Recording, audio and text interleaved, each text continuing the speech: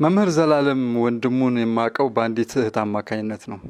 ይቺ የኢትዮጵያ ኦርቶዶክስ ተዋሕዶ ቤተክርስቲያን እምነት ተከታይ የሆነች እህት አንዲት ቆንጆ ልጅ አለቻት።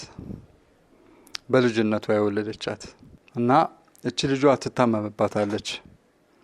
በደረቷ መተኛት አትችልም። የልብ ኬዝ አለባት።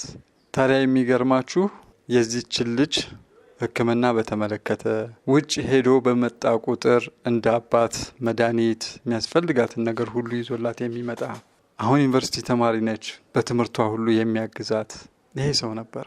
አላገባም፣ አልወለደም። ነገር ግን ያለውን ነገር ሁሉ ለድሆች ያካፍል የነበረ ሰው ነው። ብዙ ሀብታሞች ሴት ልጆቻቸውን እንዲያገባላቸው ጠይቀውት ነበር። እሱ ግን እንደዛ አይነት ሰው አይደለም።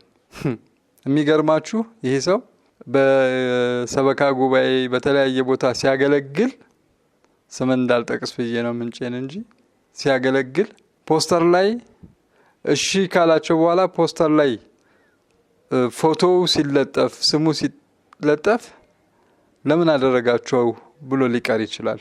ፈጽሞ አይፈልግም።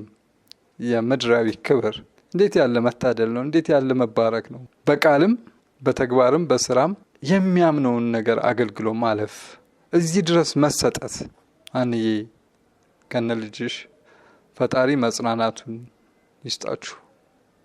አዎ የኢትዮጵያ ኦርቶዶክስ ተዋሕዶ ቤተክርስቲያን በብዙ ተጎድታለች። ይህንን ሰው ማጣት ብዙ ጉዳት ነው። ግን ደግሞ ፈጣሪ ልክ ነው። ፈጣሪ ልክ ነው።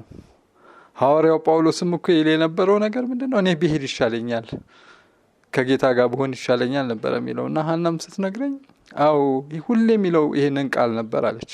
ለምትወዱት ለምታውቁት ለቤተ ክርስቲያን ለቤተሰቡ መጽናናት ይሁን፣ ነፍሱ በሰላም ትረፍ አልልም። ምክንያቱም እሱ ያረፈ ነው። ከዚህ ዓለም ጋር ምንም የተገናኘ ነገር የለውም። እኔ በእምነት አልገናኘውም፣ ግን በጌታ እቅፍ እንደሆነ አምናለሁ። ይህን ያህል መመካበት መወደው ነው። በዚህች ልጅ የተነሳ መጽናናት አቅቷቸዋል። እናትና ልጅ መጽናናት አቅቷቸዋል። መንፈስ ቅዱስ ግን መጽናናቱን ይስጣችሁ።